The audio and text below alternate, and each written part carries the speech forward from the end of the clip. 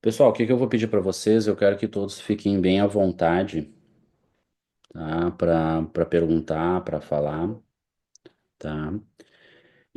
Nós vamos conversar agora, a partir de hoje, nós vamos conversar sobre perispírito, chakras e meridianos de acupuntura, tá? A relação existente, o que que é a relação existente.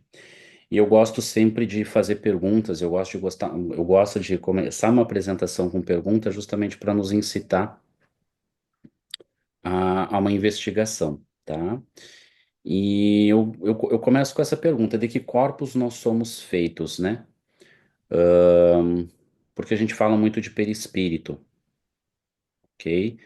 Mas será que é apenas o perispírito? Será que durante muito tempo, né, quando eu comecei a estudar o espiritismo, eu fazia inclusive a relação de que quando você fala de perispírito, você pensava numa túnica. Sabe aqueles desenhos de fantasmas, né, que a gente vê em desenho animado, assim, que era aquele lençol por cima e os...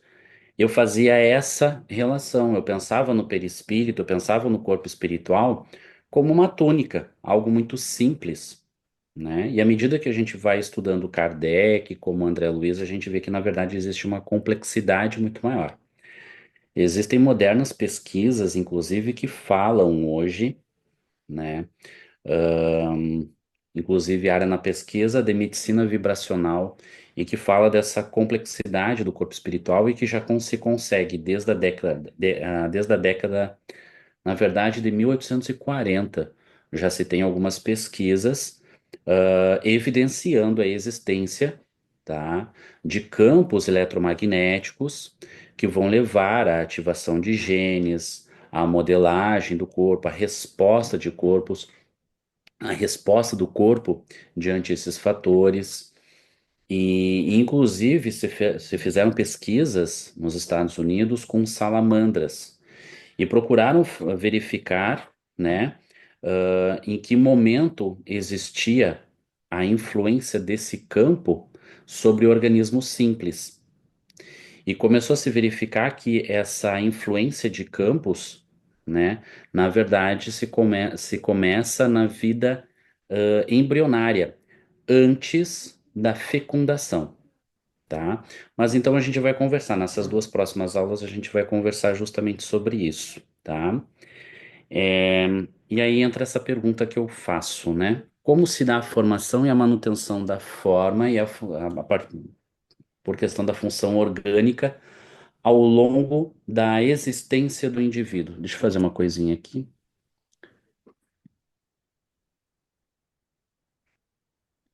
Ok. Tá? Como se dá a formação e a manutenção da forma e da função orgânica ao longo da existência do indivíduo. Na área da saúde, a gente conversa muito sobre essas duas questões, a questão da forma e a questão da função.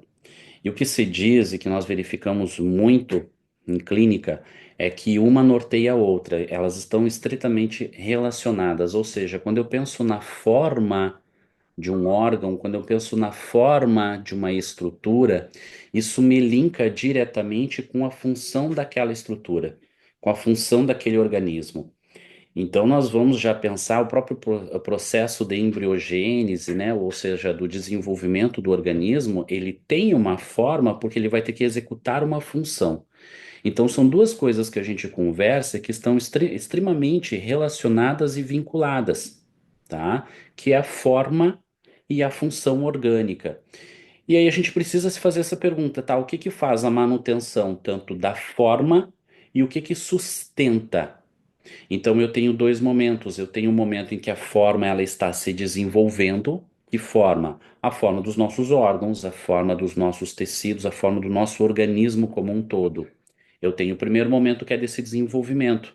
E eu vou ter o segundo momento que é a manutenção dessas estruturas.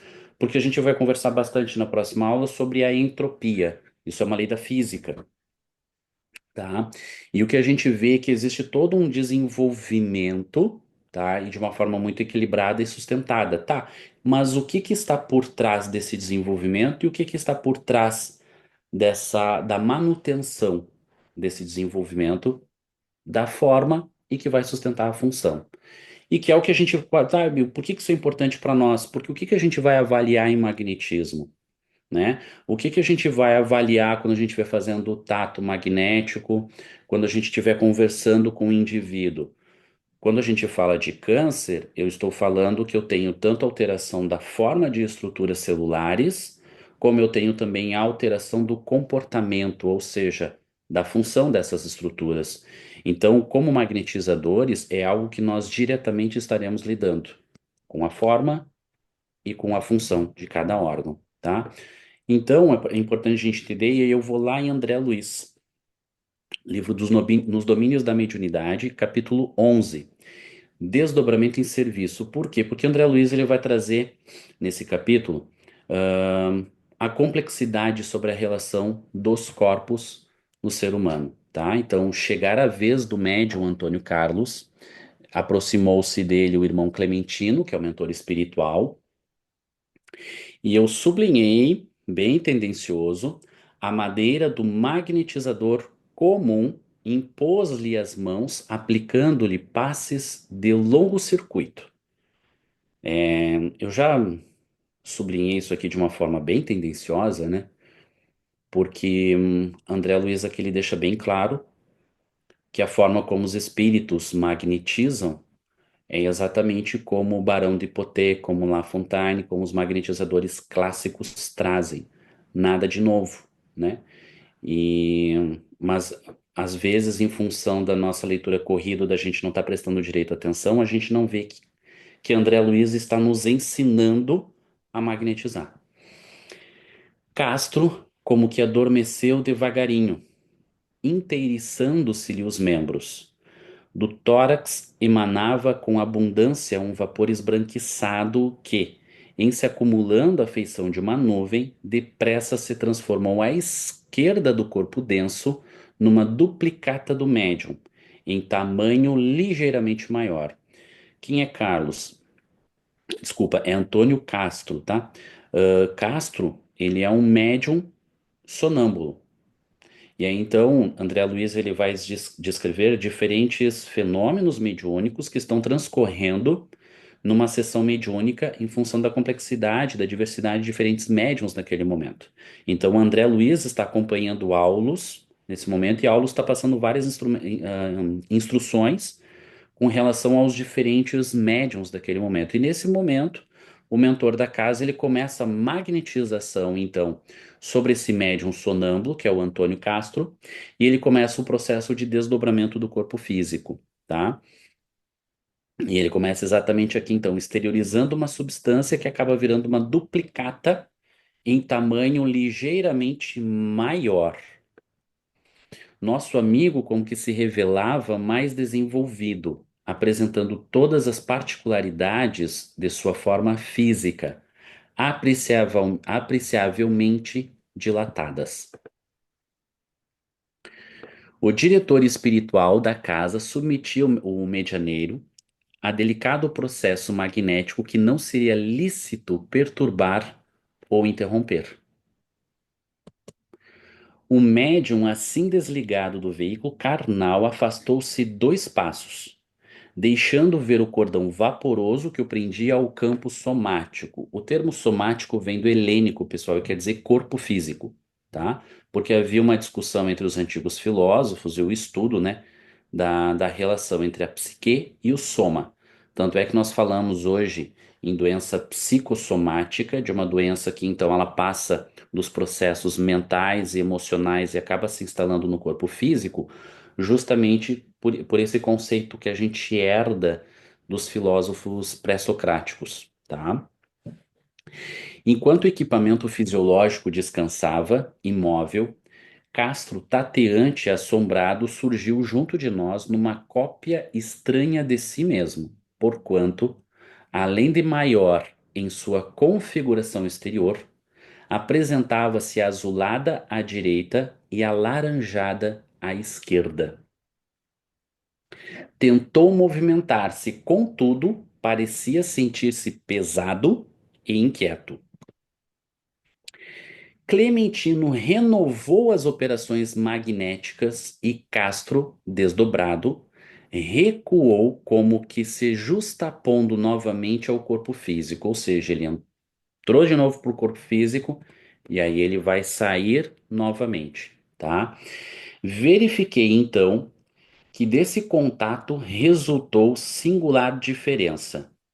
O corpo carnal engolira instintivamente certas faixas de força que imprimiam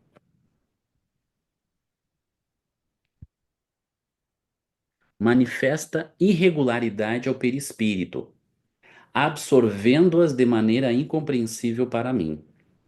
Ou seja, ele foi reabsorvido, ele justapõe no corpo físico, o corpo físico que suga, ok? Essa substância.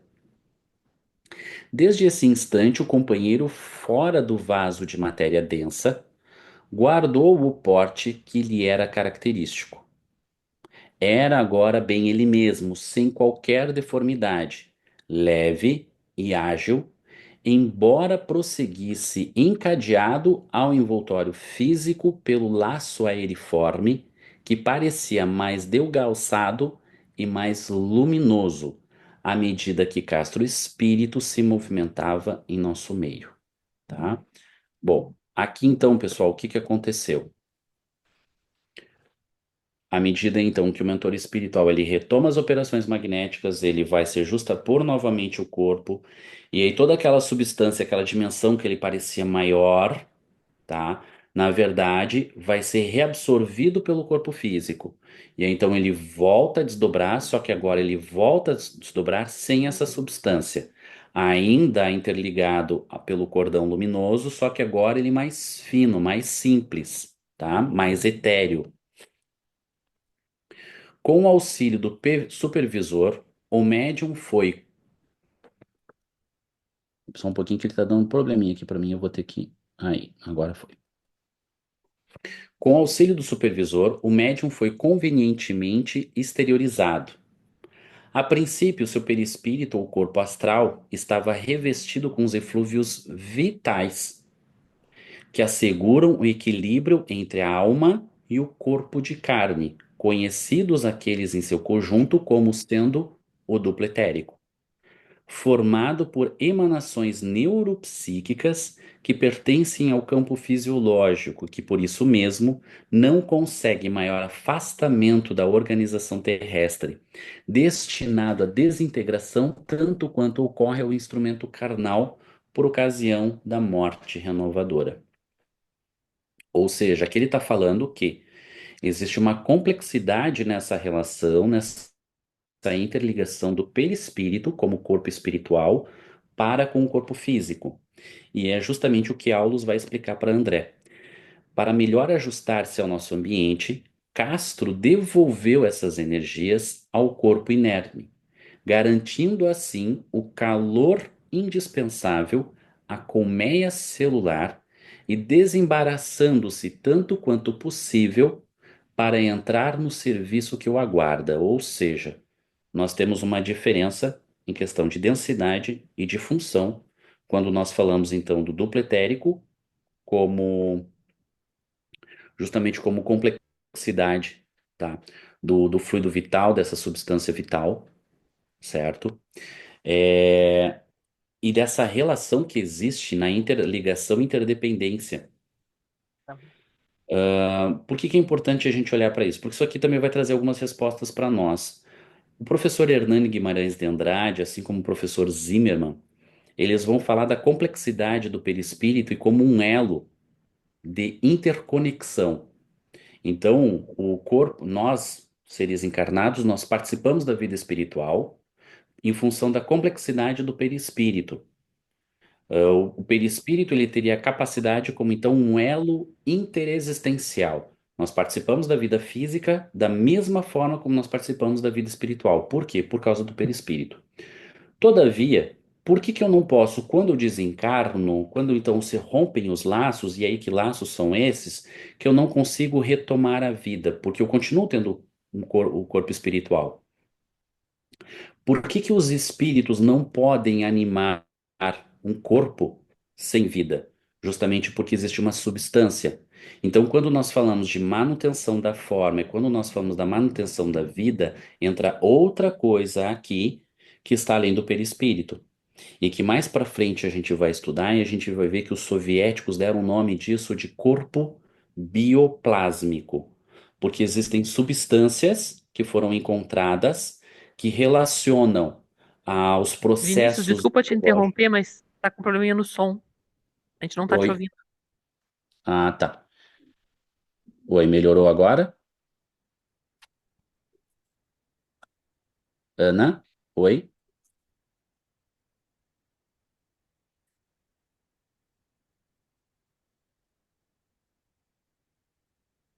Ana?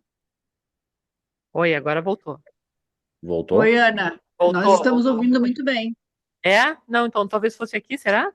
Tá, mas É, provavelmente agora é o deu de teu. novo, tá? Beleza. Tá. Desculpa a interrupção. Não, não, não. Tudo bem.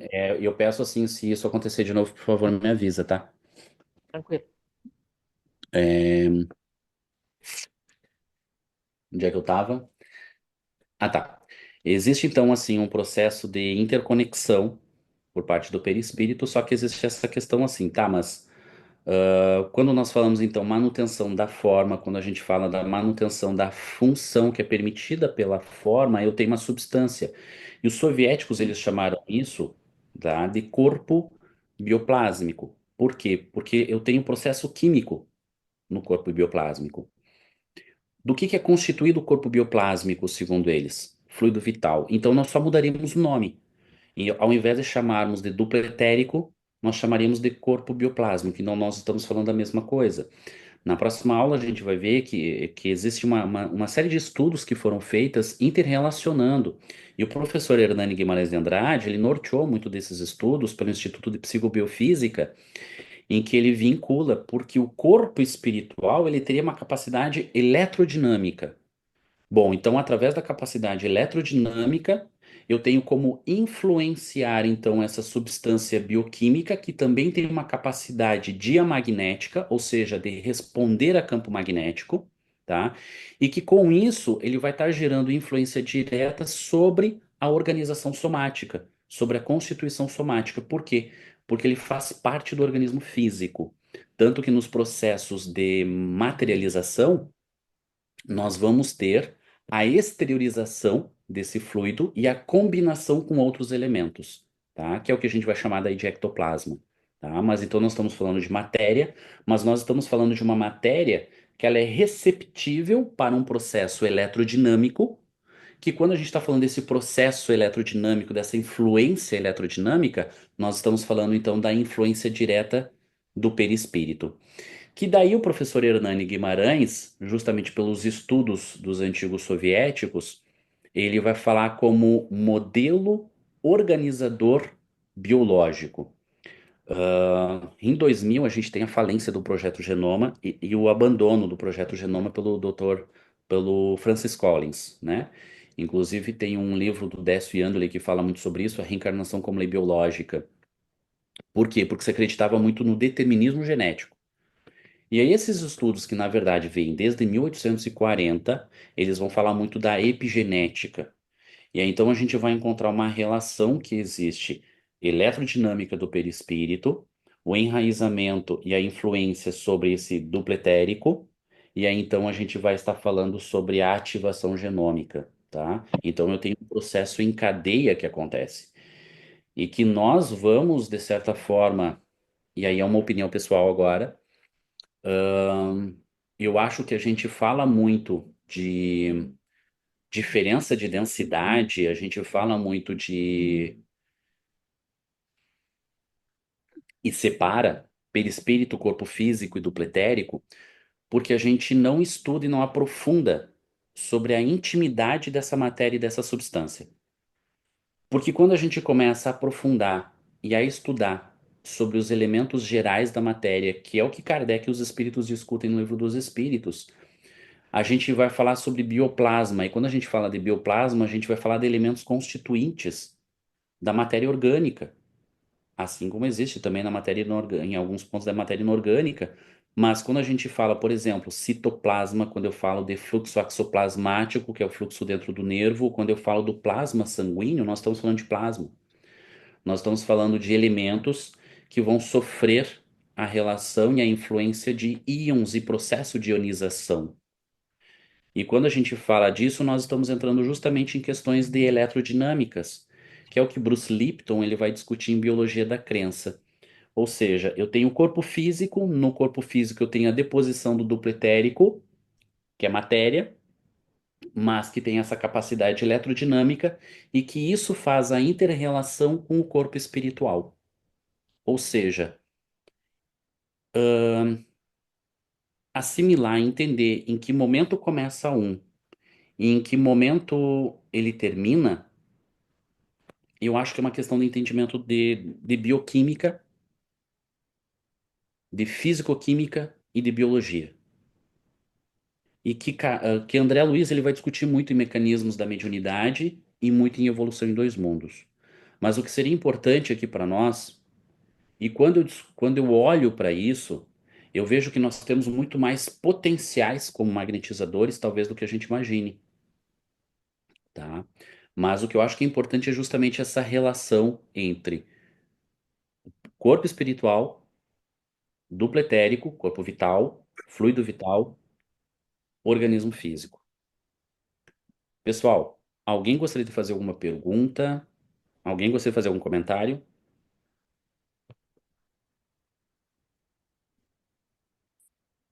Tá muito rápido, tá muito confuso,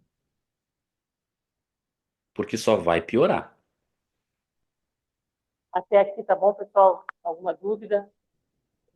Não? Tá tranquilo? Por aqui, de certo, tá tranquilo. Como é que estão os outros grupos aí? É fale agora ou cale-se para sempre. Pessoal, se não tá entendendo, se quer que eu repita alguma coisa, fale, porque só vai piorar.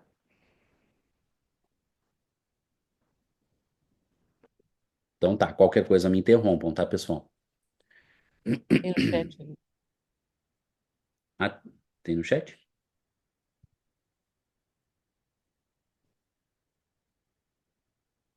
Não pode Tá. seguir, eu que tô falando aqui, eu pedi para Eduardo olhar o que que tem no chat.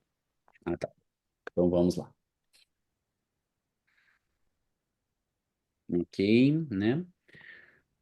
Bom, e aí o que que Kardec então vai trazer justamente no Livro dos Espíritos? Há no homem três coisas: o corpo, ou ser material, análogo aos animais e animado pelo mesmo princípio vital. Bom, olha só.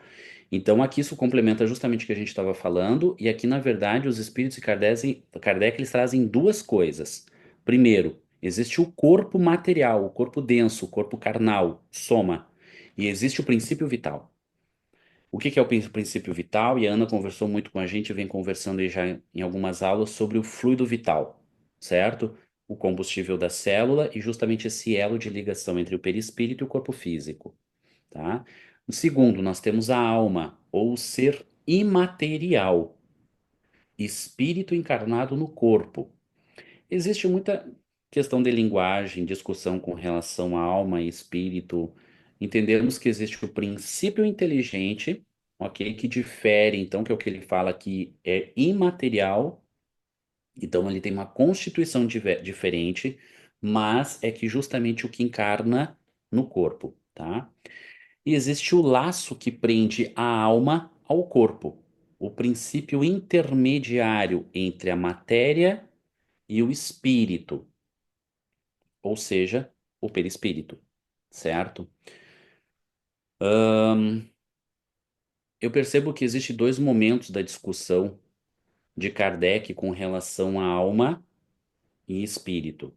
Existe um momento em que ele discute isso muito no livro dos Espíritos. Ele discute isso em outras obras, mas depois ele vai discutir isso principalmente na Gênesis capítulo 14, e que ele faz a separação, e tem um momento em que Kardec ele separa alma como princípio inteligente, ok? E o espírito com a alma sendo envolvida pelo perispírito. Que então o espírito seria a alma envolvida pelo perispírito. Mas que é o que os espíritos vão responder depois em várias perguntas do Livro dos Espíritos, não tem como nós conjecturarmos a alma separada do perispírito e manter a sua individualidade. E por isso, alma e espírito seriam sinônimos, tá? Ana, tu entende isso aqui diferente? Não, tranquilo, pode seguir. Tá?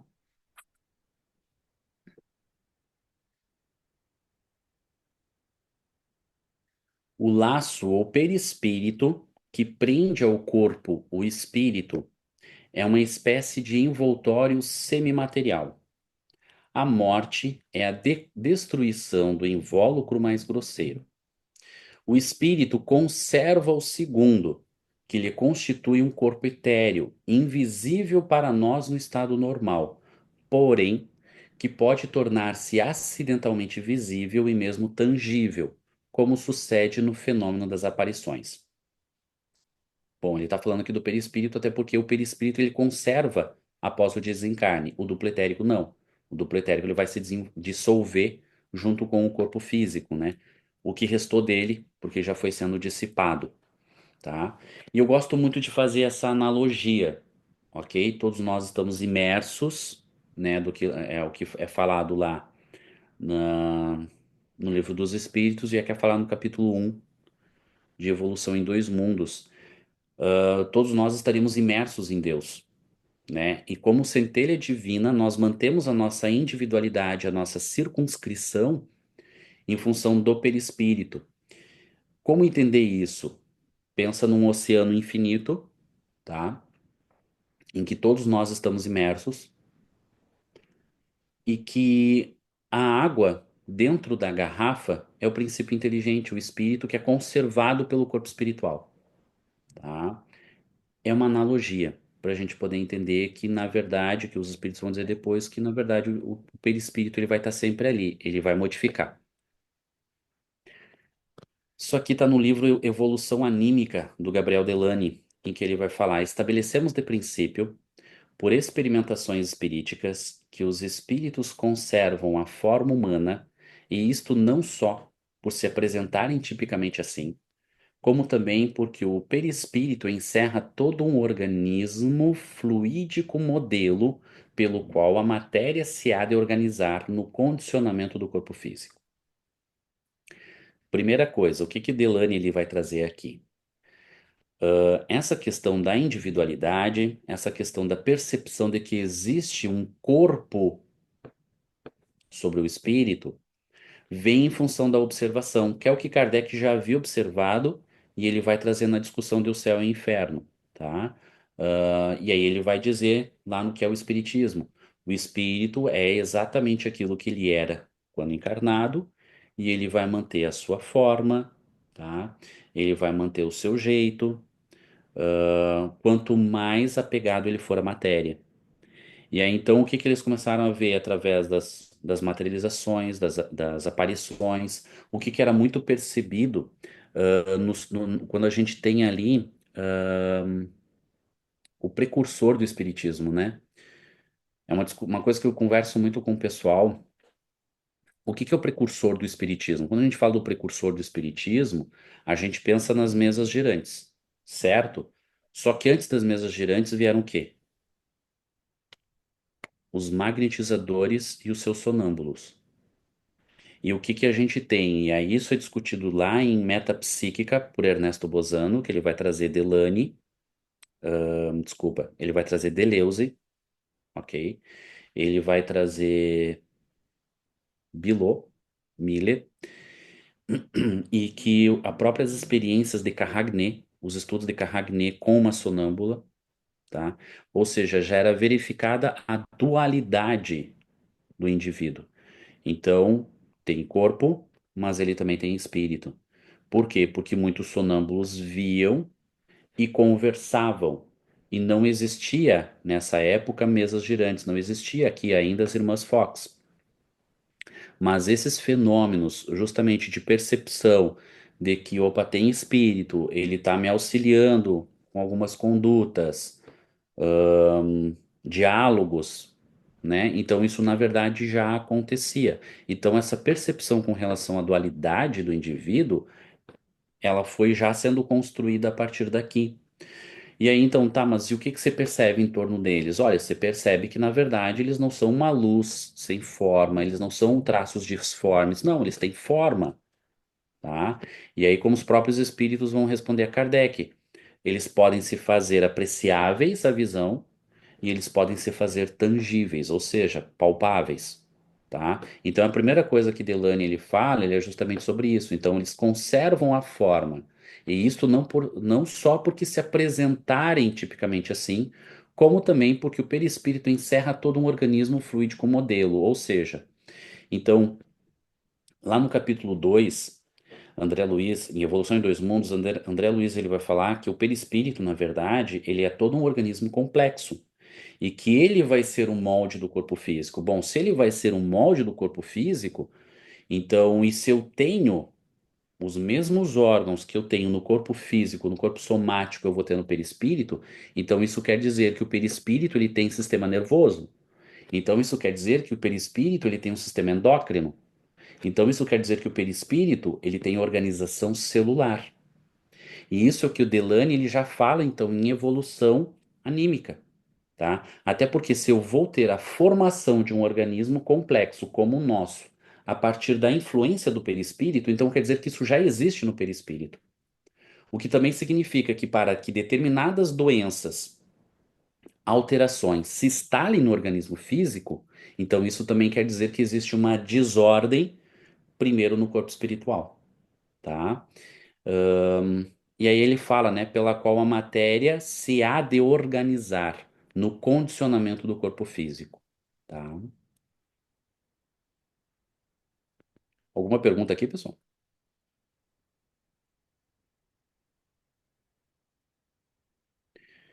O espírito, propriamente dito, nenhuma cobertura tem, ou como pretendem alguns, está sempre envolto numa substância qualquer? Pergunta Kardec. E Kardec vai responder na questão 93. Desculpa, os espíritos vão responder para Kardec. Envolve uma substância vaporosa para os teus olhos, mas ainda bastante grosseira para nós. Assaz vaporosa, entretanto, para poder elevar-se na atmosfera e transportar-se aonde queira. Tem um livro de Ivone Pereira agora, estou tentando lembrar, Devassando o Invisível, tá? Que ela vai falar justamente os relatos que desde Swedenborg já trazia, que o próprio relato dos sonâmbulos e o relato de alguns médiums, né, dos espíritos através de uns médiums, é da percepção material do plano espiritual. Então, para nós ele é etéreo, mas para eles, como responde aqui para Kardec, é assaz grosseira, tá? Ou seja, ela é tangível para eles.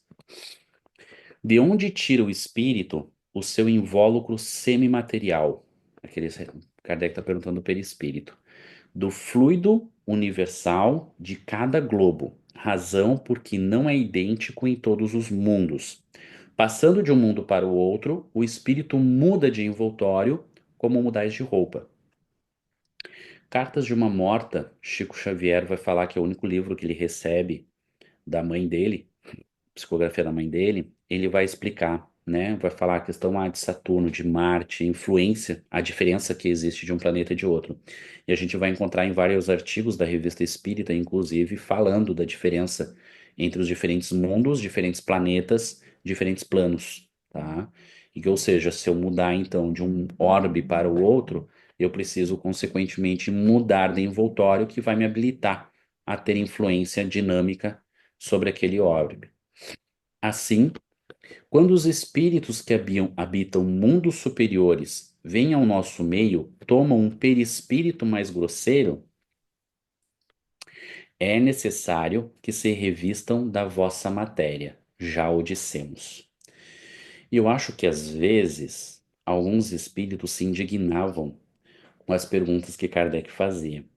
Mas uma das coisas que a gente observa muito em Kardec, e eu gosto muito de observar a escrita de Kardec, porque às vezes, ok, ele já havia entendido, mas pode ser que isso aqui ainda abra para discussão. Então, deixa eu fazer a pergunta de uma outra forma. né?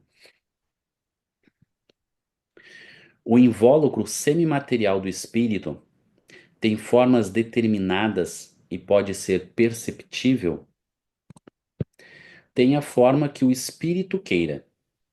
É assim que este vos aparece algumas vezes, quer em sonho, quer no estado de vigília, e que pode tomar forma visível e mesmo palpável. Ou seja, o perispírito ele tem o que é chamado de capacidade plástica, que é por isso que André Luiz, entre a Terra e o Céu, ele vai dar um nome, ele apresenta para nós o nome de psicossoma. Pensou, o corpo ele vai ser maleável. Lógico que isso tem a ver com questão emocional do espírito, com questão de controle mental, com várias questões.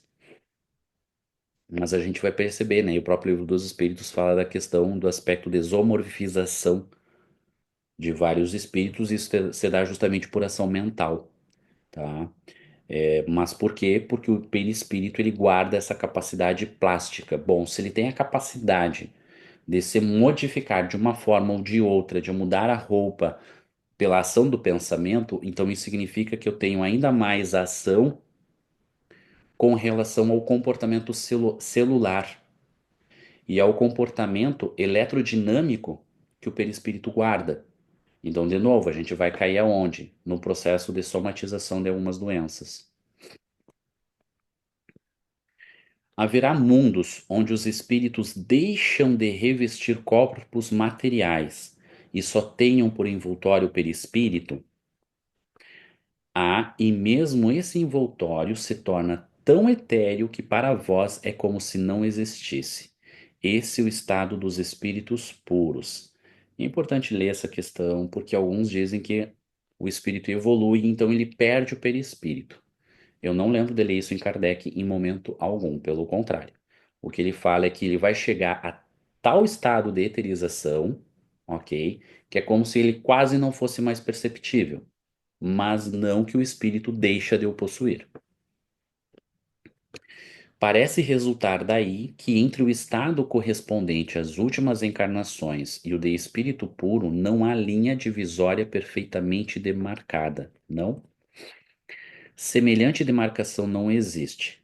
Diferença entre um e outro estado se vai apagando pouco a pouco e acaba por ser imperceptível, tal qual se dá com a noite as primeiras claridades do alvorecer. Aqui, pessoal, a gente entra no ensaio teórico das sensações dos espíritos, tá? Questão 257. Um estudo aprofundado do perispírito, que tão importante papel desempenha em todos os fenômenos espíritas, nas aparições vaporosas ou tangíveis, no estado em que o espírito vem a encontrar-se por ocasião da morte, na ideia que tão frequentemente manifesta de que está vivo, nas situações tão comoventes que nos revelam dos suicidas, dos supliciados, dos que se deixam absorver pelos gozos materiais e inúmeros outros fatos, muita luz alcançaram sobre essa questão, dando lugar a explicações que passamos a resumir. Eu observo que Kardec ele tinha uma preocupação constante de se compreender a importância do perispírito. Tanto é que quando ele ia falar de mediunidade, o que ele falava? Perispírito. Quando ele ia falar da saúde, da organização, dos fenômenos, ele falava de perispírito. Quando ele vai lá falar de processos de Morzine, o primeiro artigo de processo de Morzine, bem dizer, é a explicação do perispírito. Então, Kardec ele tinha uma preocupação com relação, olha, a gente precisa entender essa complexidade e que ele é o mediador, tá, dos fenômenos que se dão entre o plano dos espíritos e o plano físico. Sem ele não tem como a coisa acontecer. E é ele que explica todo esse processo. O perispírito é o laço que a matéria do corpo prende o espírito, que o tira do meio ambiente, do fluido universal. Participa ao mesmo tempo da eletricidade, do fluido magnético e até certo ponto da matéria inerte. Ou seja, ele tem a mesma origem. Poder-se-ia dizer que é a quintessência da matéria. Isso é uma expressão que eles usavam muito antigamente, que, se eu não me engano, deriva até lá da antiga alquimia, tá? Que se fala de uma matéria mais depurada, ok? É o princípio da vida orgânica, porém, não o da vida intelectual que reside no espírito. Olha o que ele diz aqui. tá? É o princípio da vida orgânica, porém, não o da vida intelectual que reside no espírito. Ou seja, o perispírito encerra a vida orgânica na vida espiritual. Para nós, estaria mais relacionada à relação do fluido vital, tá? E André Luiz ele vai discutir isso no capítulo 2 também, Evolução em Dois Mundos. É, além disso, o agente das sensações exteriores. No corpo, os órgãos servindo-lhes de condutos localizam essas sensações. Destruído o corpo, elas se tornam gerais. Daí o espírito não dizer que sofre mais da cabeça do que dos pés, ou vice-versa. Não se confundam, porém, as sensações do perispírito que se tornou independente com as do corpo, tá? Ou seja, então esse processo de localização que a gente tem das funções orgânicas, elas se dão muito mais por causa do corpo físico, tá? Estas últimas, só por termo de comparação as podemos tomar e não por analogia. Liberto do corpo, o espírito pode sofrer, mas esse sofrimento não é corporal, embora não seja exclusivamente moral, como o remorso, pois que ele se queixa de frio e de calor, tá? Durante a vida, o corpo recebe impressões exteriores e as transmite ao espírito por intermédio do perispírito, que constitui provavelmente o que se chama fluido nervoso. Uma vez morto, o corpo nada mais sente, por já não haver nele espírito nem perispírito. Este desprendimento do corpo experimenta a sensação, porém, como já não lhe chega por conduto limitado, ela lhe se torna geral. Pessoal, antes de dar sequência, dúvidas, comentários.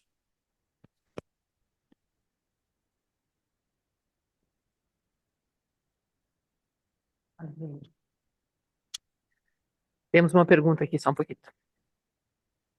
O Vinícius, boa noite. Boa noite, eu conheço essa voz. A Noeli, Oi, Nelly. isso. O que eu não entendo bem é o corpo etéreo. Por enquanto, tu falasses no corpo e no perispírito. Tá? Eu entendo que ele tem, que ele fica ali como transmissor de um para o outro, tudo bem. O corpo etéreo, ele pode ser materializado, ele pode ser coberto de um ectoplasma?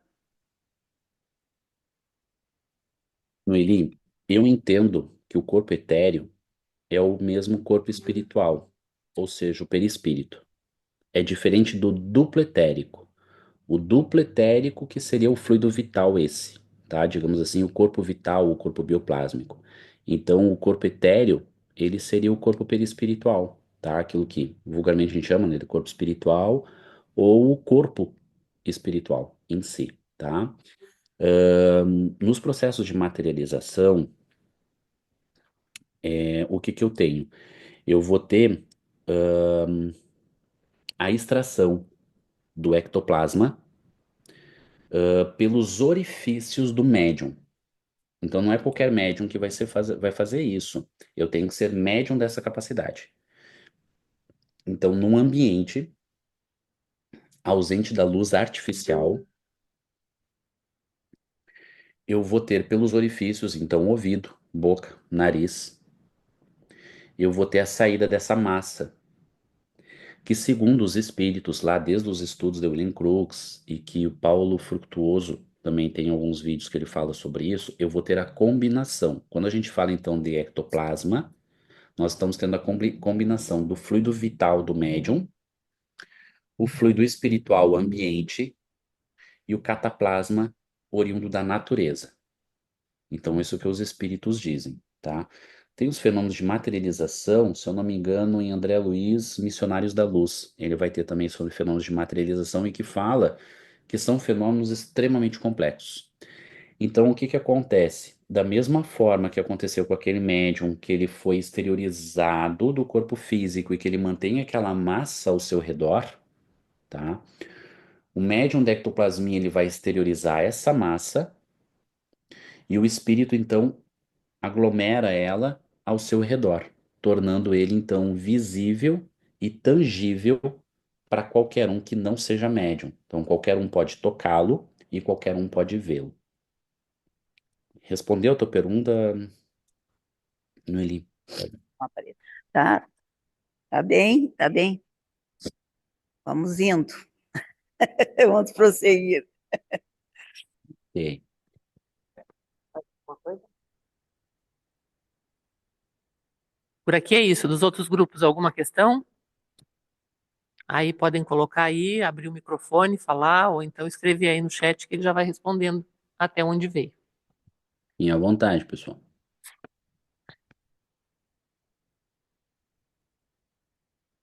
Então, beleza. Vou tocar. Pessoal, assim, aqui a gente vai fazer uma analogia. Muito imperfeita, mas uma analogia. Vocês já tentaram, quem tem, por exemplo, uma TV Samsung, uma TV LG, uma TV. Vocês já tentaram pegar um controle da outra TV e ligar nessa uma? Então, por exemplo, você tem uma TV LG. E aí o controle lá estragou da LG. Mas no quarto vocês têm uma Samsung. Aí tu vai lá e tu pega o controle da Samsung. Ela funciona na TV LG?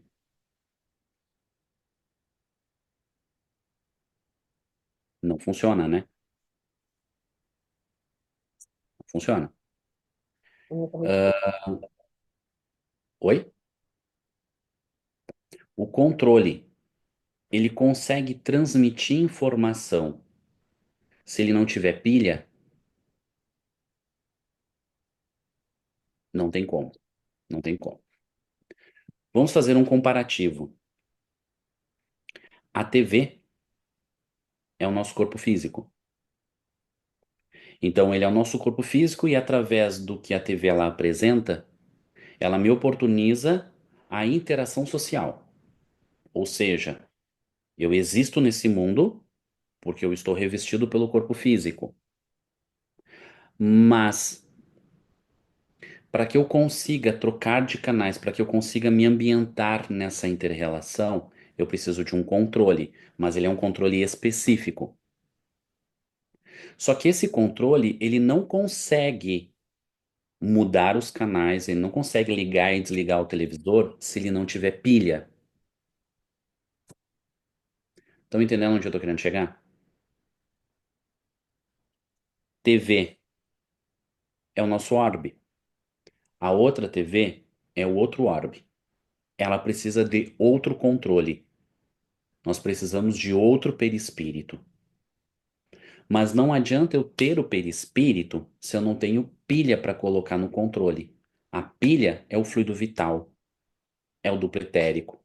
É o que permite, ele tem a parte material, que é a substância dentro da pilha, e ele vai ter a energia dinâmica de movimento, que é o que permite a transmissão de informação. Então eu tenho o fluido vital. Quem comanda o controle é a nossa vontade, é o espírito, é o princípio inteligente. Ou seja, se eu for trocar de televisor, eu preciso trocar de controle. Pilha é o que os espíritos dizem. Óbvio que conforme a mudança do planeta, eu vou ter também um fluido vital ambiente para aquele planeta, ok? Mas é importante que exista uma sincronia entre o controle e o televisor, tá? Que é exatamente isso que a gente discute aqui. E aí as discussões que as modernas pesquisas trazem, tá? Diferentes pesquisas têm permitido concluir que nos seres vivos existe algo além dos processos bioquímicos envolvendo a totalidade do fenômeno biológico. Pessoal, tem muito fenômeno hoje que ocorre na mitocôndria, que ocorre no interior da célula, que a biologia, vamos dizer assim, reducionista não explica mais, tá? E existe muita inquietação com relação a isso. Se explica até determinado ponto. Além disso, já não se explica mais, tá? Há intervenção de estranhos campos de força e de energias desconhecidos que parecem tomar parte liderante na formação do ser vivo e na manutenção da sua forma e funcionamento. Ou seja, o que a gente vai estudar a partir de agora, e a gente vai ver, é que justamente essa interação que a gente tem do corpo espiritual para com o duplo etérico, ele se dá através de uma interação de campo de força. Então eu tenho um processo eletrodinâmico. A partir disso, eu tenho a seleção dos eventos celulares que vão transcorrer no meu organismo. Então, essa ação desses campos de força vão se dar de alguma forma sobre o fluido vital e do fluido vital, então, automaticamente se dá sobre o corpo físico, tá? Então, além do corpo físico-químico, como nós conhecemos, parece existir um corpo dinâmico, tá? Então, essa é a pesquisa que a gente fez. Como se dá a formação e a manutenção da forma, tá, orgânica ao longo da existência do indivíduo. Mas agora a gente precisa fazer uma outra pergunta, porque agora a gente já entendeu que existe a questão da importância do perispírito e da importância do fluido vital nesse processo. Agora a gente precisa responder outra pergunta. Como se dá a transmissão de informação que sustenta a forma e a função orgânica do corpo espiritual ao corpo físico? Ou seja, como o corpo espiritual vai transmitir ao corpo físico essas informações. Por quais vias? Então é o que a gente vai falar da complexidade do corpo bioplásmico agora, a partir da próxima aula. Nós vamos falar da relação com os chakras e nós vamos falar da relação com os meridianos de acupuntura. Por quê? Porque como magnetizadores é aqui que a gente vai agir, além de agir diretamente sobre o órgão, tá?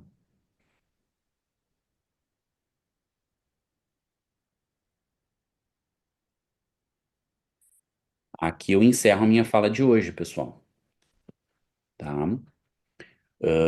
Ele é um conteúdo denso, tá? Como eu falei para Ana, a ideia hoje era apresentar uma introdução, a gente nivelar, olha, nós estamos falando perispírito, psicossoma, porque agora a gente vai para outra complexidade do perispírito, para a gente poder falar dos chakras, tá? Ok, os chakras se ligam aos plexos, da gente falar dos meridianos e poder apresentar e ver os meridianos. Olha, esse meridiano está relacionado com essa função e esse meridiano ele passa por determinado órgão, que é o que a gente começa a falar aí a partir da semana que vem. Mas antes a gente precisava olhar para isso aqui, tá bem?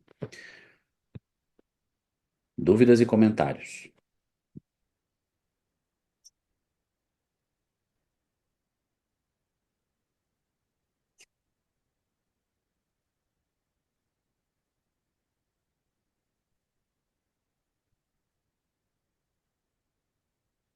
Uma dúvida, pessoal?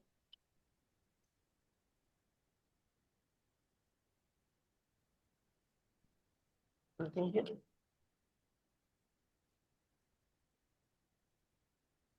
Hum? Avançar. Ah,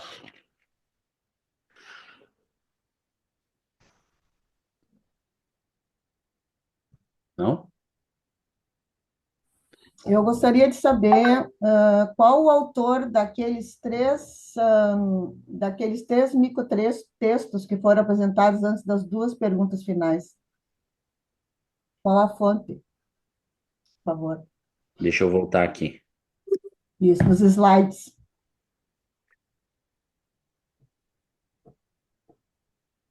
Depois. Esse aqui? Esses três aí. Uhum. Isso aqui está no livro Biologia da Crença, de Bruce Lipton.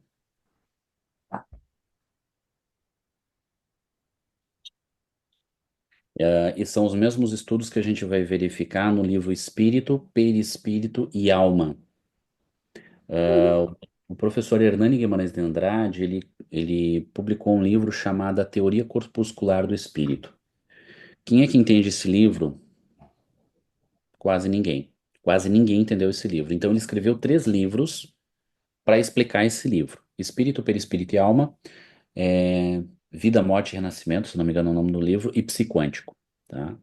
Nós vamos dar uma olhada para o espírito, perispírito e alma, porque é a experiência que traz com relação aos meridianos de acupuntura, o corpo bioplásmico e o corpo perispirítico. Tá. Com relação aos meridianos de acupuntura, os mais importantes, não é necessário que o magnetizador os utilize. É isso? Correto? Isso vai Desculpa, ser.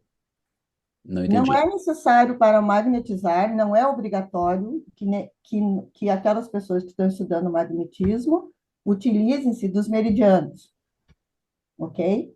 Isso não é necessário, né? Não é algo que seja obrigatório conhecer. Seria bom conhecer, né? Se a gente trabalha com centro de força, é isso?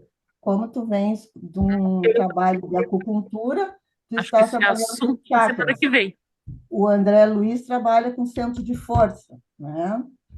Então, eu acho que... Beth, desculpa, mas eu acho que esse é o assunto da semana que vem. Não, acho que tem que ficar claro, Ana. Não, não, esse é o assunto da semana que vem. A gente vai Sim, discutir esse assunto em detalhes a semana que vem. mas é algo que não é obrigatório, né, Ana? Nós vamos discutir a semana que vem, se é ou se não é. Tá bem, ok, você manda. É, é uma questão assim, né? Está no meu corpo. Eu sou obrigado a estudar anatomia para magnetizar? Não. Tu vai ter tendo influência sobre o teu organismo, sobre o órgão. Por exemplo, eu preciso saber qual é a função do fígado? Precisar? Não. Não, Mas o magnetismo vai estar tendo influência sobre o fígado? Vai. Eu preciso entender o trajeto de uma artéria para magnetizar? não. Depende.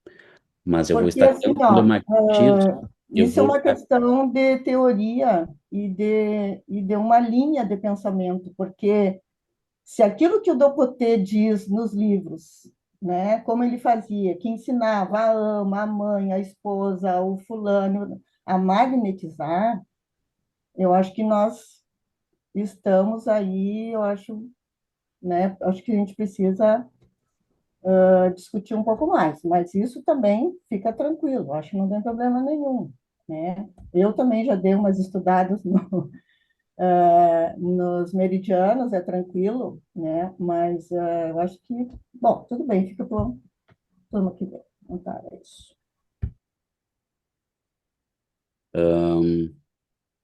É uma questão assim, né? Barão de Potê, ele cita os meridianos. André Luiz cita os meridianos de acupuntura. Joana de Ângeles cita os meridianos de acupuntura. Eu vou trazer isso para vocês semana que vem. E ele fala justamente da complexidade disso. Se algum de vocês vai querer usar o meridiano ou não, fica a critério de vocês. Mas eu vou ensinar vocês a usar o meridiano. E vocês vão perceber que se vocês souberem usar o meridiano corretamente, vocês vão se desgastar bem menos.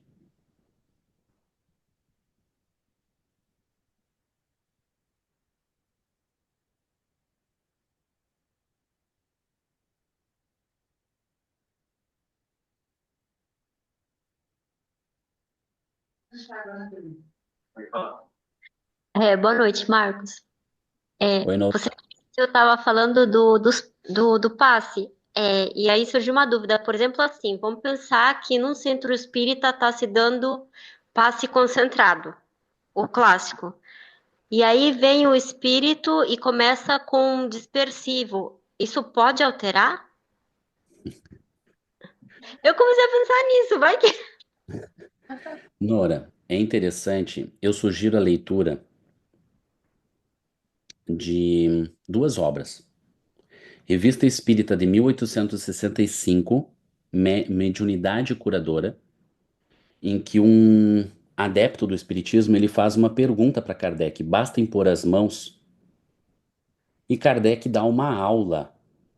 Ele traz 15 itens sobre isso, tá?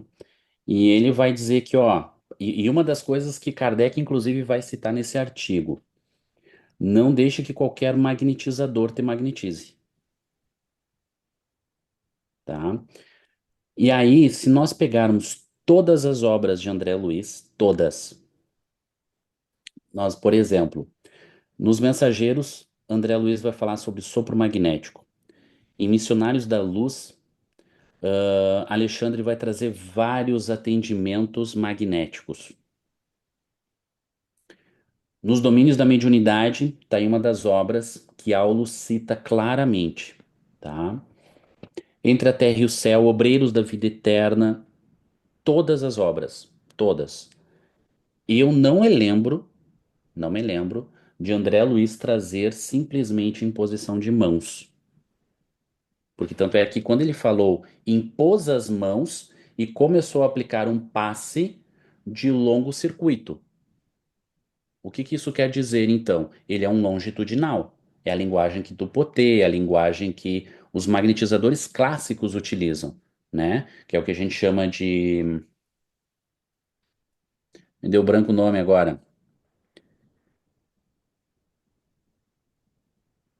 Deixa eu voltar lá. Longo Você também circuito. chama de longo circuito. Tá ligado? Passes de Então, corrente também. Ô, isso, Mar corrente Da Mar corrente. corrente, né? Marcos, mas você Exato. entendeu minha pergunta?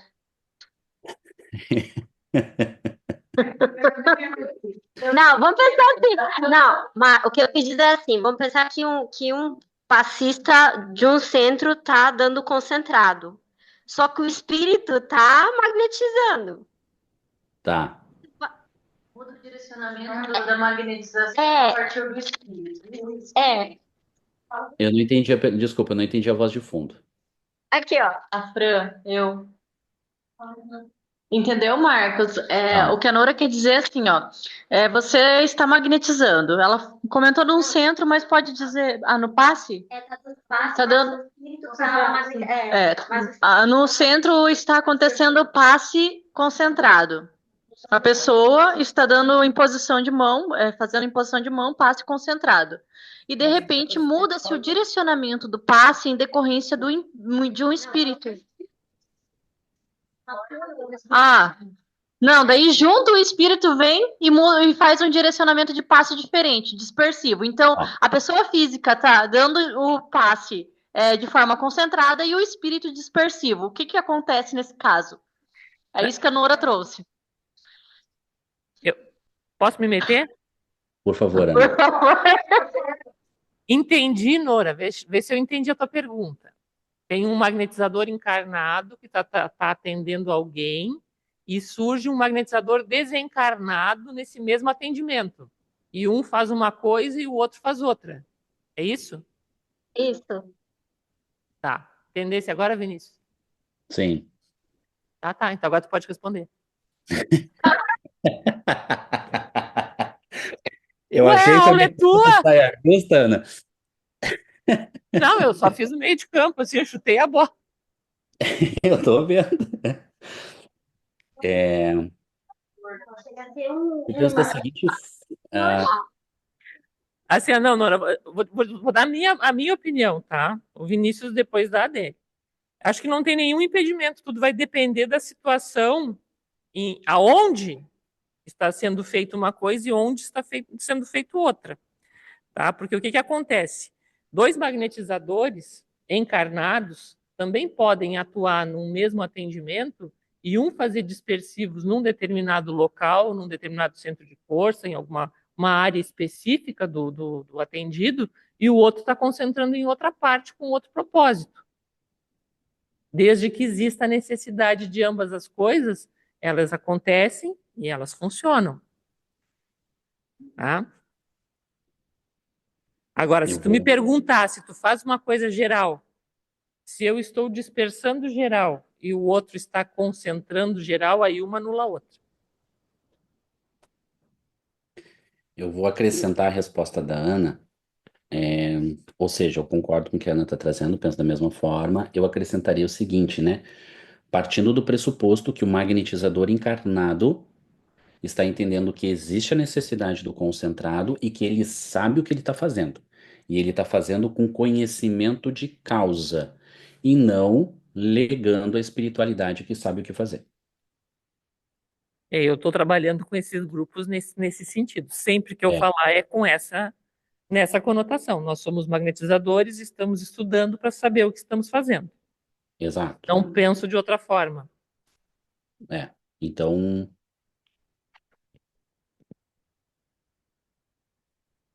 Respondeu, Nora?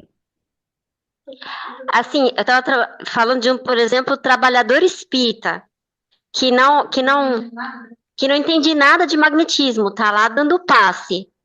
Aí, de repente, o desencarnado, o espírito desencarnado tá lá fazendo dispersivo. Tá fora do nosso. Vai anular esse passe ou vai continuar igual?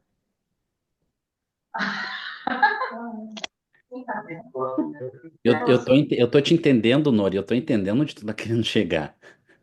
E eu acho que a resposta da Anne, a resposta que tá dando, a grande questão é essa. Se os dois estão trabalhando em harmonia e os dois sabem o que está fazendo, um não vai anular o outro. Agora, não importa quem seja, se eu estou trabalhando sem conhecimento de causa, mas que eu estou fazendo por fazer, e aquilo que eu sempre digo, né?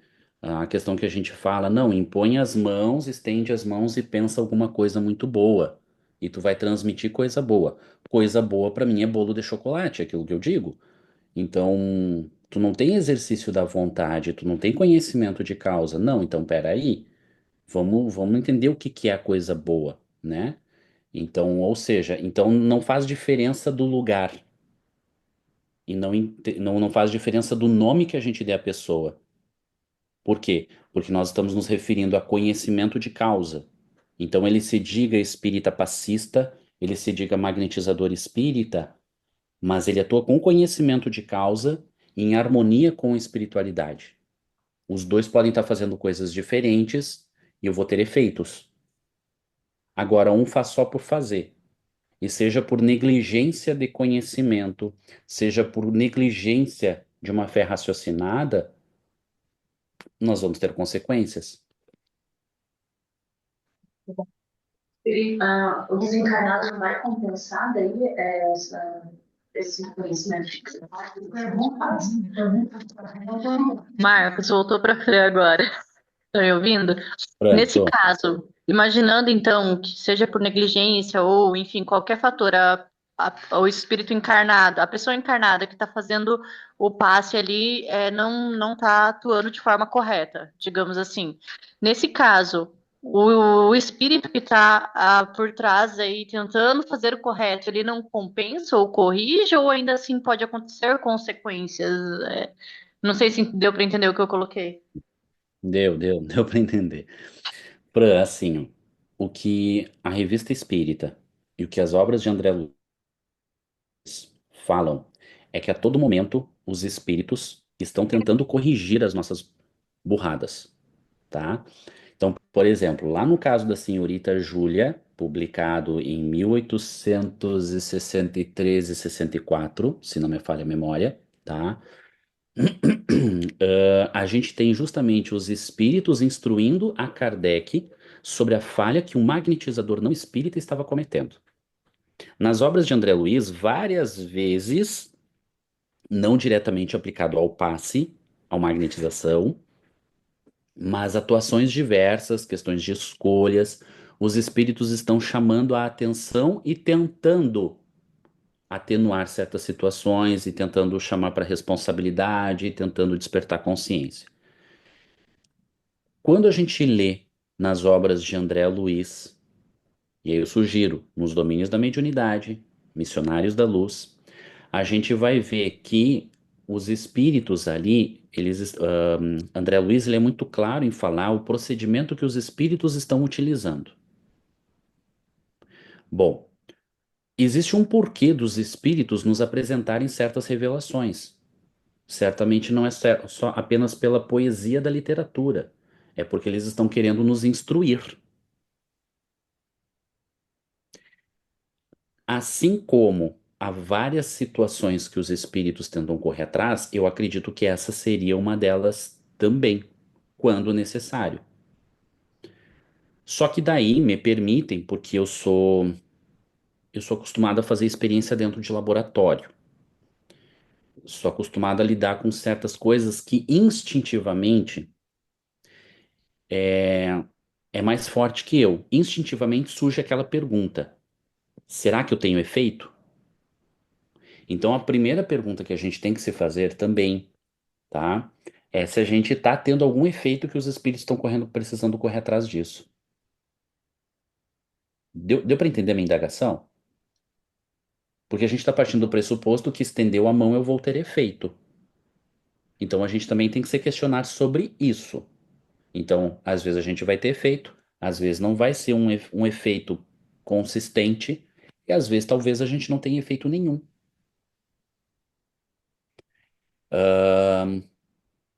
Não é puxar o saco dela, tá? Mas toda vez que a Ana ela tá dando um curso, geralmente ela encerra o curso com uma experiência. Quem aqui já foi treinado pela Ana sabe. A laranjinha. O exercício da mumificação.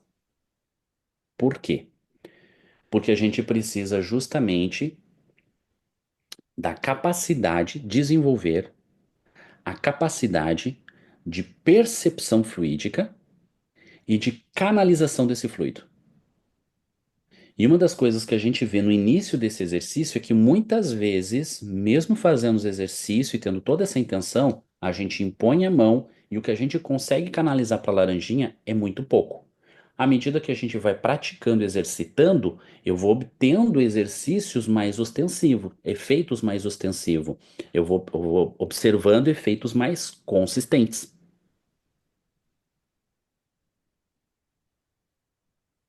Deu para entender a analogia? Então, como magnetizador, a gente tem que trazer isso ao pé da letra. Conhecimento de causa, percepção fluídica e exercício da vontade.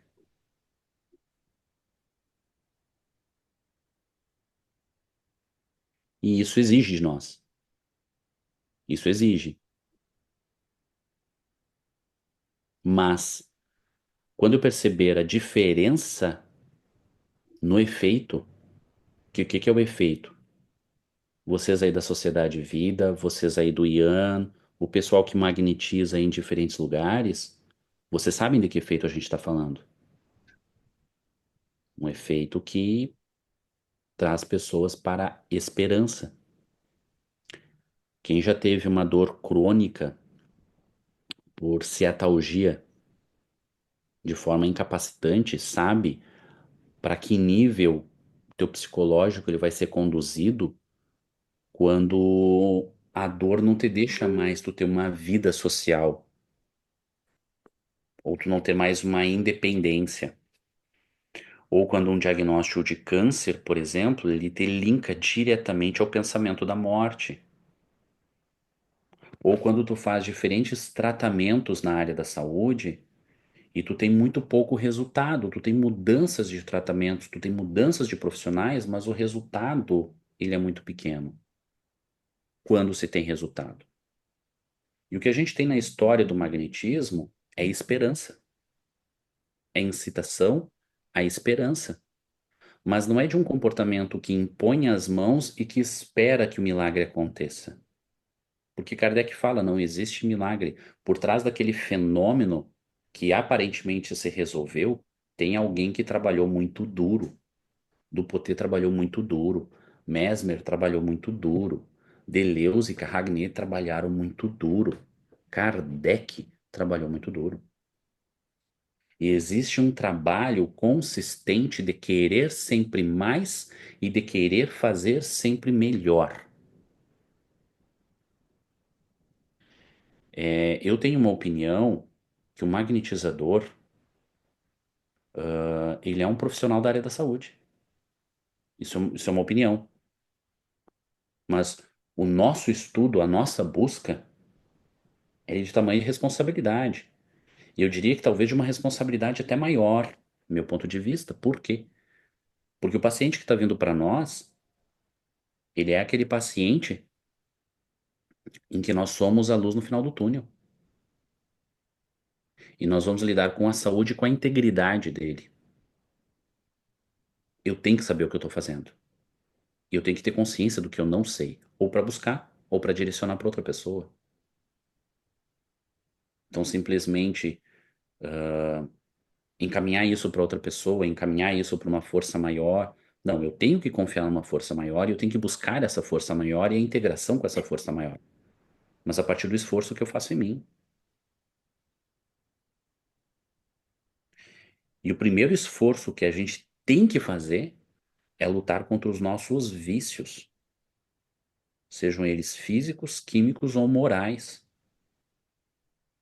Porque é quando a Ana ela fala de qualidade fluídica. É a qualidade fluídica. Então a gente começa a ver que ser magnetizador é complexo. É complexo.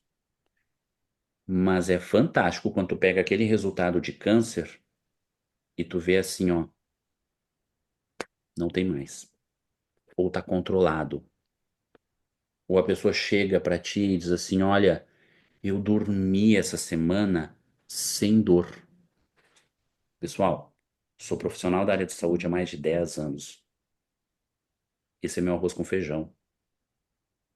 Todos os dias eu escuto problemas, eu escuto sobre dor, eu escuto sobre doença terminal. É filho chorando por causa do pai, é pai chorando porque perde filho. Essa é a minha rotina. E eu posso dizer para vocês, a carta que eu tenho na manga é o magnetismo. Se acupuntura, se osteopatia, se fisioterapia, se manipulação, se não está dando efeito, vai para o magnetismo. E a gente tem resposta.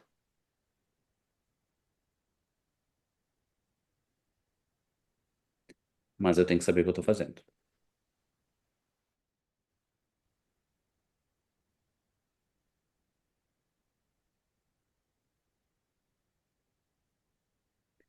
Perguntas, pessoal?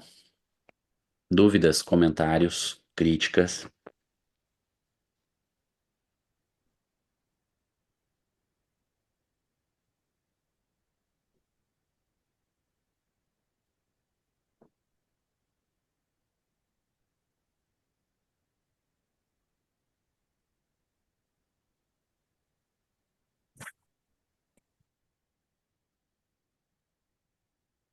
Acho que tá tudo tranquilo. Já que estão todos silenciosos, né? Ninguém falou mais nada, tá? Acho que a semana que vem a gente vai entrar nessa parte mais palpável, né? De certa maneira, a gente teve uma boa apresentação aí dessa questão toda, um aprofundamento nas noções de perispírito. E aí, a gente visualizar como é que nós vamos juntar esse conceito com os que a gente já viu antes e aí partir para o restante, né? Isso é o que vai ser bem interessante, porque a gente tem que ver assim, ó, falamos tudo sobre fluidos, quer dizer, tudo. Tá? Tudo que é bom para a gente saber aprofundar um pouquinho um conhecimento e depois seguir adiante. Tá? Não tive a pretensão de esgotar o tema, mas quando a gente fala de fluidos e depois se fala de perispírito, é bom ver que nós estamos falando da utilização da mesma coisa para uma finalidade, porque o perispírito é formado de fluidos. Tá? Então a gente está ainda falando da mesma coisa, só que está falando dela agora numa situação mais complexa, utilizada pelo espírito humano, utilizada pela inteligência. E aí, com toda essa complexidade, né, que o Vinícius nos colocou aí, a gente tem que pensar assim, olha, se eu tenho um fígado, se eu tenho, né? Então tem toda uma estrutura que informa isso, já que é o perispírito que vai dar a minha aparência atual, né? Eu fiz um projeto reencarnatório, esse projeto reencarnatório tem lá suas falhas, né? Eu sempre falo, né? Na próxima ele vai mudar alguma coisa que assim, essa coisa que incomoda, assim, né? A gente vai mudar um pouquinho, né? Mas, né? Todo esse planejamento, ele está onde escrito? Ele está escrito no nosso perispírito, né? Porque é esse perispírito que se modela para dar forma a um outro corpo de acordo com as necessidades que o meu espírito vem carregando, né? Ele vai sofrer essas alterações e vai modelar um corpo novo, apesar dele já vir acompanhando por muitas encarnações enquanto estamos aqui nesse planeta, né? O nosso espírito. Então, acho que isso aí é uma coisa que a gente vê assim, bom, e aí? Né? A gente falou também a semana passada o perispírito da ardeja, né? E o Vinícius falou aí das experiências, né? que eu realmente acho muito importante que a gente faça experiências, porque muitas pessoas me perguntam isso, mas como é que eu sei que o que eu estou fazendo? Exterioriza isso, enxerga, né? Olha o efeito em alguma coisa, porque aí tu vai se tornar muito mais responsável pelo que tu estás fazendo, porque quando tu estiveres fazendo isso no corpo de alguém, tu vai lembrar que tu fez essas experiências lá quando teve a formação e que tu viu acontecer. Tu viu acontecer num bife, tu viu acontecer numa laranja, tu viu acontecer numa semente, tu viu acontecer numa água. Então tu sabe que vai acontecer alguma coisa naquele corpo. E isso traz responsabilidade, né? Que é uma coisa que a gente nunca pode afastar, né? A gente tem que lembrar assim, quanto mais inteligência, quanto mais conhecimento, mais livre-arbítrio nós temos e, por consequência, mais responsáveis nós somos. Isso também acontece dentro do magnetismo. Eu tenho o livre-arbítrio de usar o que eu sei da maneira que eu achar devida. As consequências serão minhas, né? Mérito ou demérito da minha ação. Então, a gente está ainda falando sobre fluidos e as suas transformações. Certo? Nenhuma pergunta a mais, então, pessoal, vamos encerrando por hoje? Ótimo.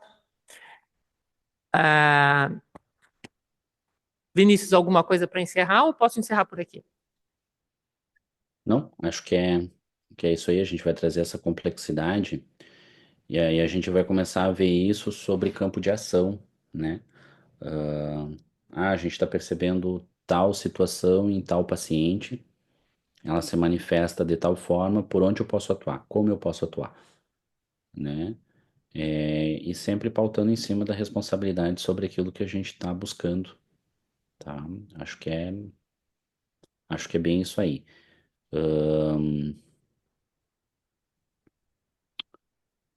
A gente vai conversando. Ana, contigo. Tá bem, então vamos fazer o nosso encerramento. Peguei aqui só para a gente já ficar com a nossa prece para todo mundo ter uma boa noite hoje, né? Peguei aqui do Caminho, Verdade e Vida, pelo Emmanuel, né? Psicografia do Chico. A mensagem diz assim, tudo em Deus. Eu não posso de mim mesmo fazer coisa alguma. Isso está em João 5,30. Constitui ótimo exercício contra a vaidade pessoal a meditação nos fatores transcendentes que regem os mínimos fenômenos da vida. O homem nada pode sem Deus. Todos temos visto personalidades que surgem dominadoras no palco terrestre, afirmando-se poderosas sem o amparo do Altíssimo. Entretanto, a única realização que conseguem efetivamente é a dilatação ilusória pelo sopro do mundo, esvaziando-se aos primeiros contatos com as verdades divinas. Quando aparecem, temíveis, esses gigantes de vento, espalham ruínas materiais e aflições de espírito. Todavia, o mesmo mundo que lhes confere pedestal projeta-os no abismo do desespero comum. A mesma multidão que os assopra e incumbe-se de repô-los no lugar que lhes compete. Os discípulos sinceros não ignoram que todas as suas possibilidades procedem do Pai amigo e sábio, que as oportunidades de edificação na terra com a excelência das paisagens, recursos de cada dia e bênçãos dos seres amados vieram de Deus, que os convida pelo espírito de serviço a ministérios mais santos.